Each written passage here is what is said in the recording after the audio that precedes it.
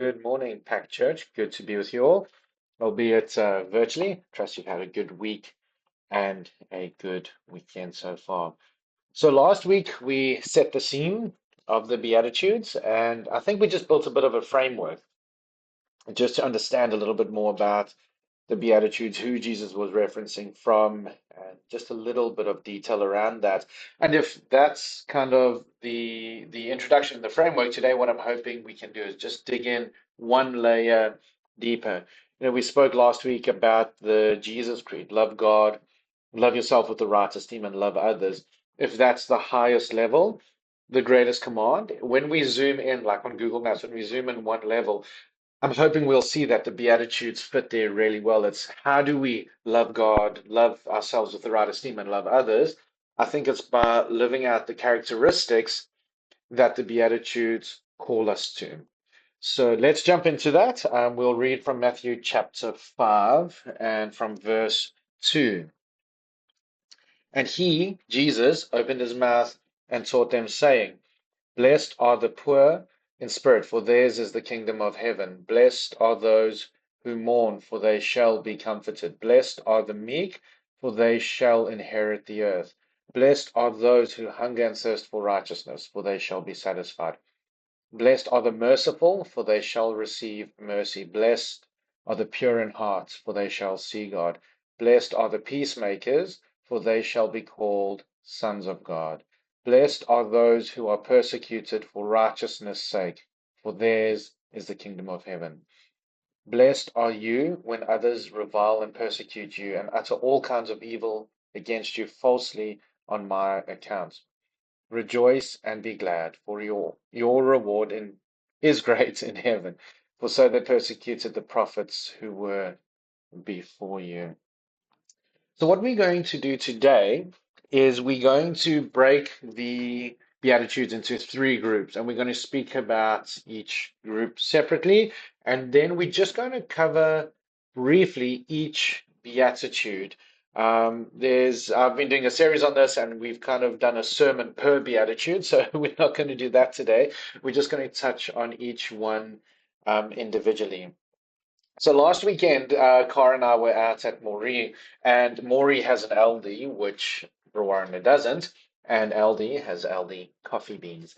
And so we asked Paul, who heads up the ministry out there, if we could just stop at LD and I could run in and get some coffee beans. So I came out with like 4 bags of coffee beans. So I get into the car and I say to Paul, I'm not saying we're addicted to coffee. And Paul looks at me and says, yes, but there will be signs. And it's true. I just love making coffee in the morning. It's just, yes, it's such a good way to start the day. And if the Jesus creed of loving God, loving ourselves, and loving others is the coffee bean, then, or coffee beans, then I think the Beatitudes is the espresso shot. It's how we make that tangible. It's how we make that practical. It's how the coffee beans get ground up, put under pressure, extracted through hot water, and something good comes out of it. I remember telling a story with the family a couple of weeks ago when we were in Sydney and we had a good laugh. And at the end of it, Tim just said, Well, Mitch, I think perhaps you could show a bit more grace. And it's true, I could have and need to. But it's living this out. It's how do we take the coffee bean of the greatest commandment and for ourselves allow our character to be ground up, to be put under pressure, to have like some hot water pass through so that there's something tangible and good on the other side. Again, the beauty of the Beatitudes is not just in the understanding of it, but in the practical application of it. It's understanding that Jesus is establishing his kingdom. He's coming back to reign. We're his ambassadors. So how do we pull that forward from that future kingdom into today? So our objective today is to answer the question, how do we live out the Beatitudes? And that's by turning coffee beans into espressos, I think. Uh, anyway, so the first group of Beatitudes that we'll look at is from verses 3 to 5, and that is the humility of the poor. The first one is, Blessed are the poor in spirit, for theirs is the kingdom of heaven.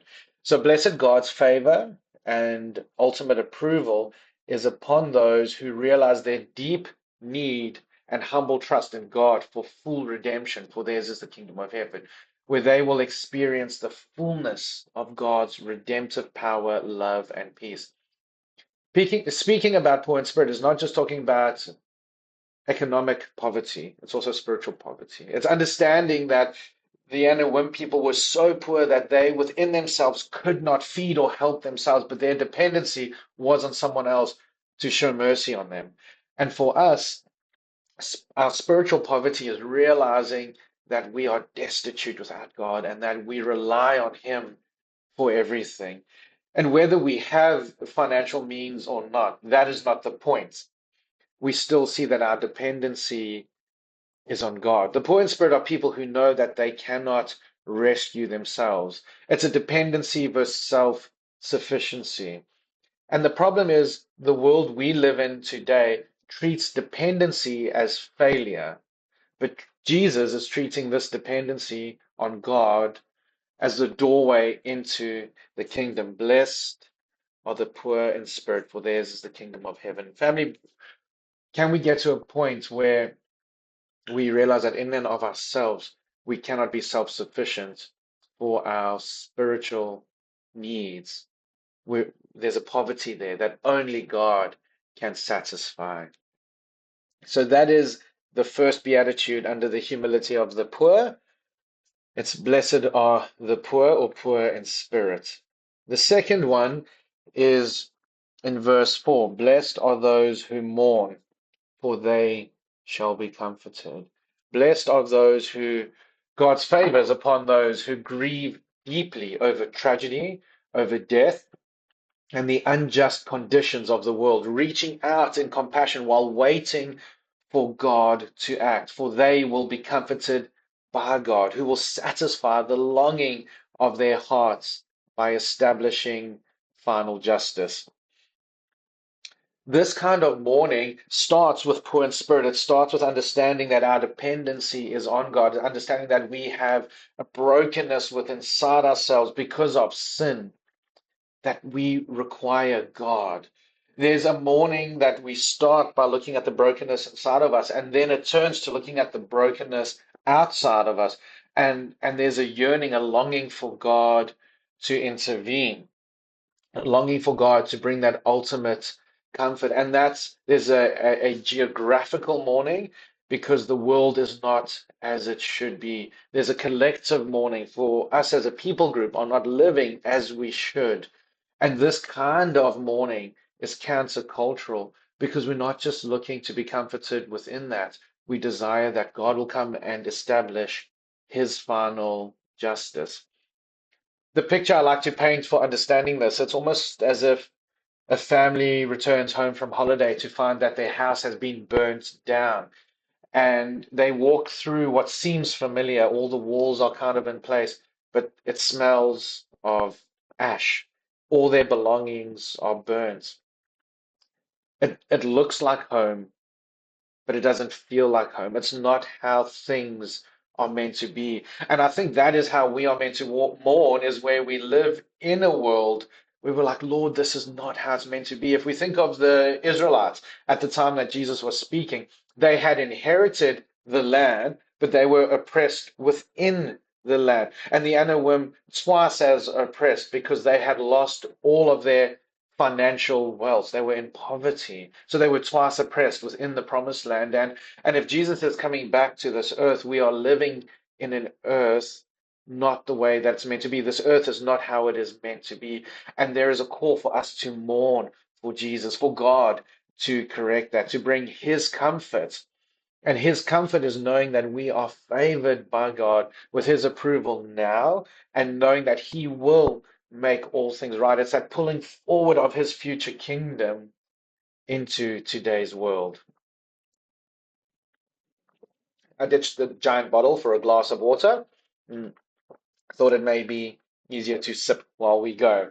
So as we go on in the humility of the poor, there is the poor in spirit, there is those who mourn, and the last one is God's favor is upon the meek.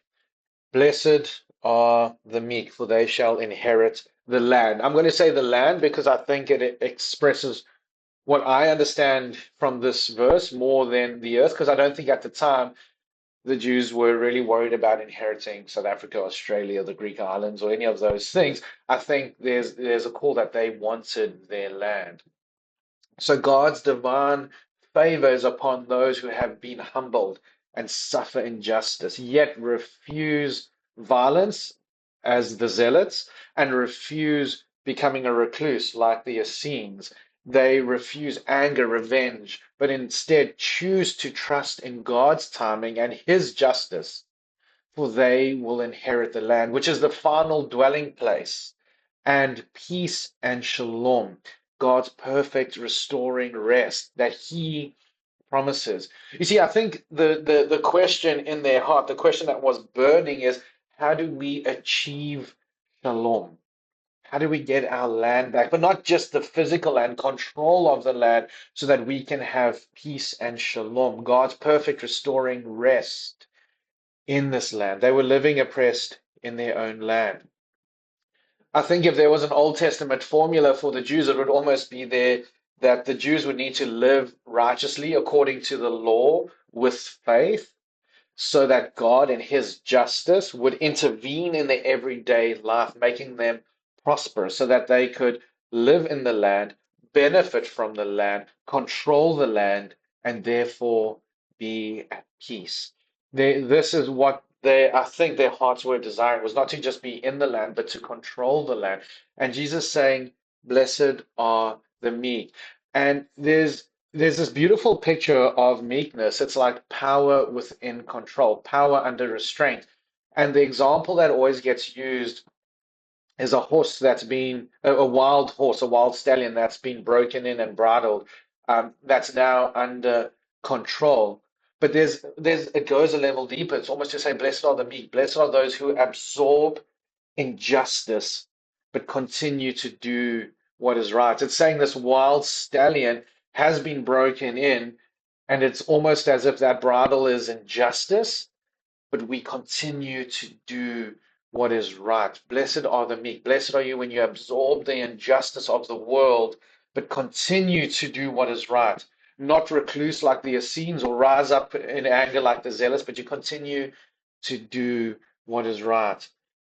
For they shall inherit the land. They shall inherit the final peace, the final resting place that God has called us to, this restoring rest. So, just as a quick recap, the humility of the poor is the first group that we're looking at, and that's the poor in spirit, those who mourn, and the meek. The second group we're going to look at is the pursuit of justice and integrity. And this is verses 6 to 8. And it's the first one in verse 6 is, "Blessed are those who hunger and thirst for righteousness, for they shall be satisfied."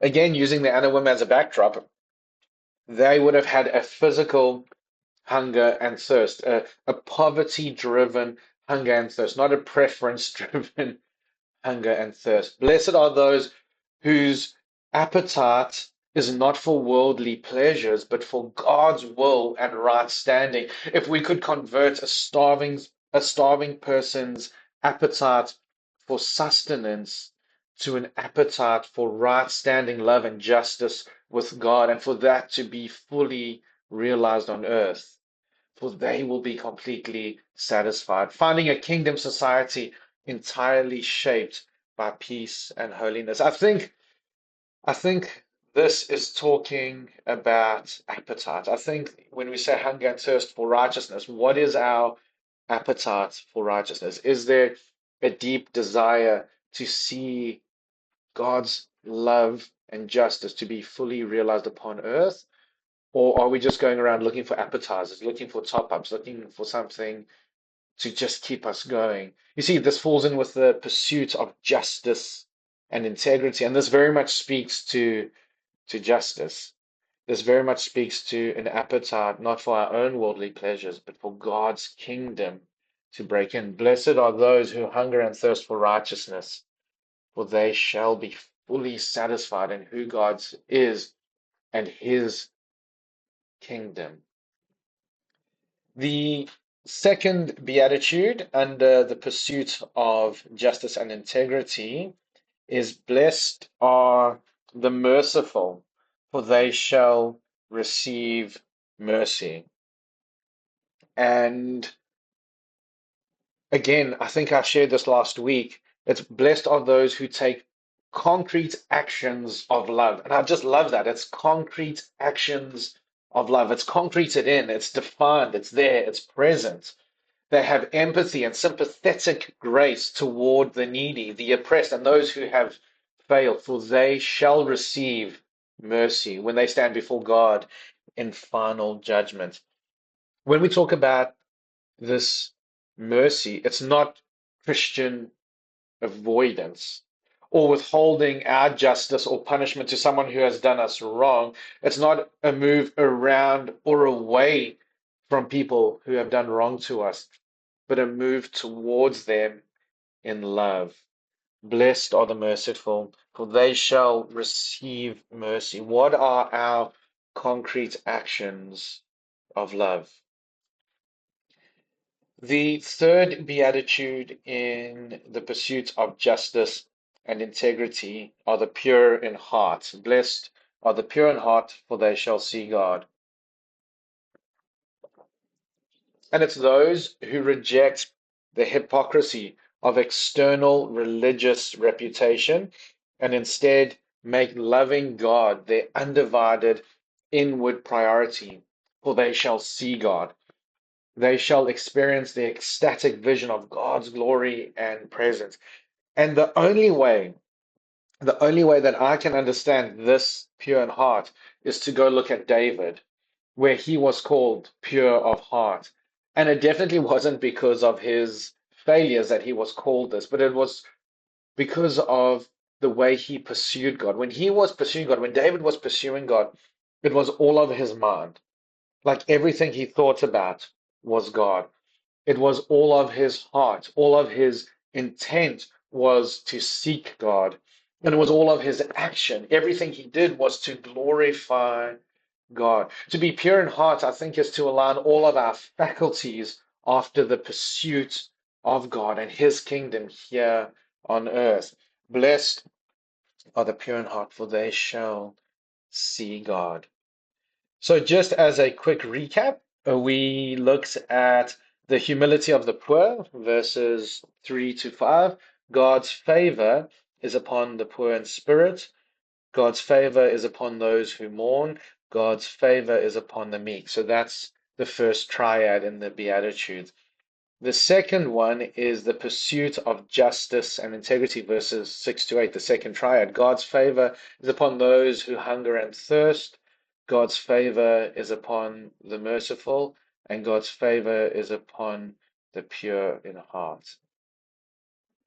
The last triad within the Beatitudes is the creation of peace and enduring conflict here on earth. So it's about it, creating peace and enduring conflicts. And we see this in verses 9 to 12. The first one here is blessed are the peacemakers, for they shall be called sons of God. And it's God's favor and divine approval is upon those who make peace, those who do not seek justice through retaliation or violence, but actively step into the middle of warring parties to forge, and I love that word, forge reconciliation. Say forge, it's like metal being heated, being melted down, being added, like other substances being added to it, so it becomes one. Blessed are those who step into the middle of warring parties to forge reconciliation, for they shall be called sons of God, children of God at the final judgment, proving by their actions that they belong to a God of peace. In our world today, I think we often confuse peace with avoidance. We think peace means if I don't talk to that person, we won't fight. We think peace means if I just walk on the other side of the street, if I ignore them, if I cut them off, move away, if I cancel them out of my life, if I avoid the problems, then there is no trouble. But that's peace keeping. That's not peace making. And it's not really peace at all. It's just frozen war because at some point it will thaw out.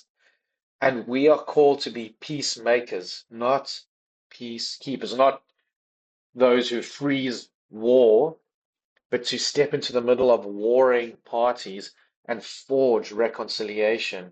Because I think the truth is, hurt, like being hurt, these hurts, they don't die.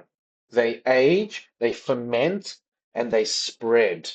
And we are called to be peacemakers. Jesus was speaking directly to the three different groups of people on that mountainside. He was speaking to the Anawim, the humble, pious poor who were economically disadvantaged, oppressed, and waiting for God to bring true justice. He was speaking to the zealots, the violent Jewish resistant fighters who believed the only way to get justice and peace was through revenge, taking up the sword and crushing the enemies. And lastly, the Essenes, who removed themselves from society altogether to preserve righteousness. Jesus looks at all these groups and turns their expectations upside down. He rejects violent zealotry, he rejects passive resignation and preservation. He says true kingdom power belongs to those who actively build peace. Peacemaking is costly, peacemaking is dangerous, and peacemaking provokes persecution.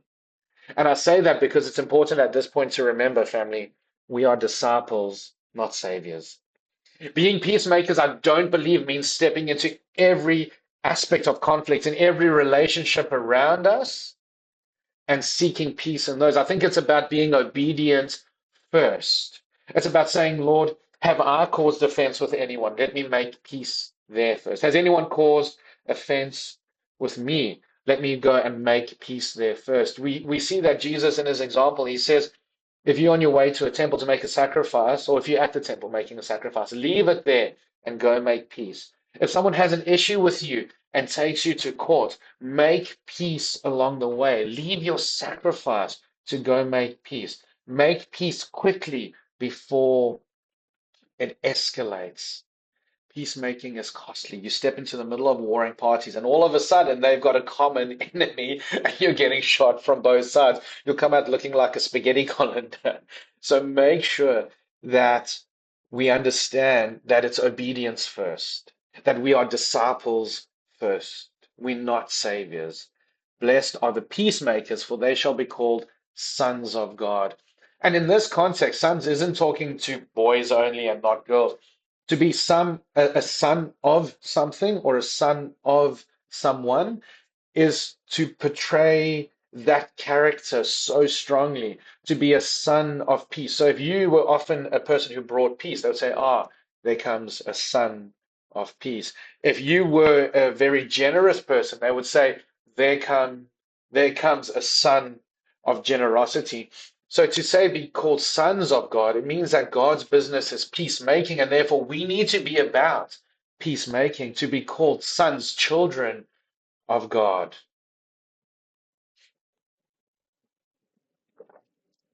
And the last two Beatitudes that we will group together under the creation of peace and enduring conflict here on earth is blessed are those who are persecuted. Blessed are those who are persecuted for righteousness' sake, for theirs is the kingdom of heaven. The same promise as the first Beatitude. And then it's quite interesting at this point because Jesus has been saying, blessed are those and blessed are the, but in verse 12, it changes. In verse 12, Jesus almost says, I'm looking at you.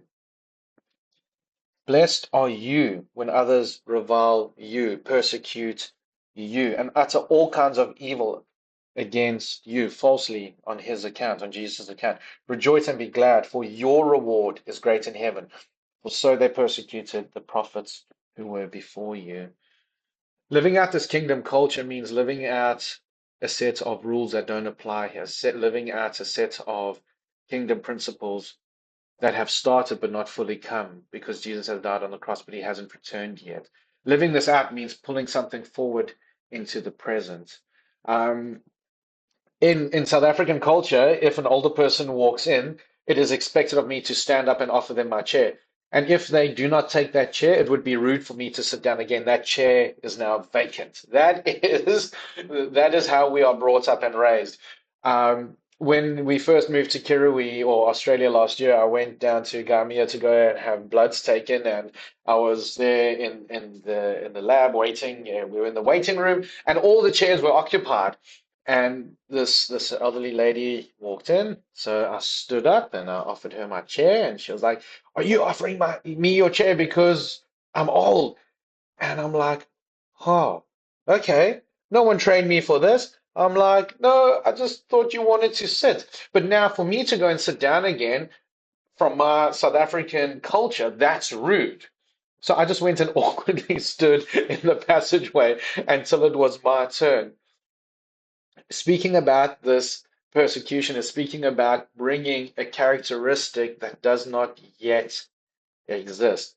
It means that we could be and probably will be insulted, harassed, and suffer injustice because righteousness at this time, this was before Jesus died on the cross. Righteousness was living right according to the law with faith. So Jesus is saying in verse 11, blessed are those who are persecuted for righteousness. Blessed are you when you are persecuted for living the right way. And then he goes and he says, blessed are you when you are persecuted for me, because we will live out these characteristics. Jesus is saying that we will be persecuted, and kind of like my analogy for this one is, don't dim your light, reach out in love. Don't dim your light, reach out in love. When Jesus says that we step in and we make peace, we will be persecuted. I think of those lights with the dimmer switches. And it's like on a Sunday, we turn up the dimmer switch to make it as our Christianity as bright as possible. Because now we're among Christians, it's safe. We want to shine for Jesus. But then we walk out of church on a Sunday and we're like, oh, I think I'll just turn it down to like an awkward Christian glow, just to make sure that I'm like Christian enough to be seen Christian, but not so Christian that I'm causing offense and being persecuted. But then when I get back to church on Sunday, I'm gonna crank that dial switch up. I'm gonna shine Christianity. And I think living out this beatitude of being persecuted is that when we step out of the church, we don't dim our lights down. We don't dim our Christianity down. But when offense is caused, because it will be, we reach out in love. And in so doing, we make peace. We continue to establish God's future kingdom here on earth now as his ambassadors. So, family, we've covered a slightly more detailed version of the Beatitudes, looking first at the humility of the poor and the three Beatitudes within that, looking then at the pursuit of justice and integrity, and then lastly, the creation of peace and how we endure conflict. So, as we close, if we believe that Jesus is coming back, and if we believe that he is going to reign on this earth, and we believe that we are his disciples and his ambassadors, these beatitudes help us establish that future kingdom life on earth now for his future reign. It is beautiful, it is challenging, but the significance in the Beatitude is how we live them out, not just understand them. It's taking the coffee bean of the Jesus Creed, loving God, loving ourselves with the right esteem, and loving others. That's the ultimate law. That is the bag of coffee beans. But the Beatitudes help us to grind that down, help us to put it under pressure, help it to be tested. If the Jesus Creed is the coffee beans of Christianity and our lives are the espresso, what would that taste like?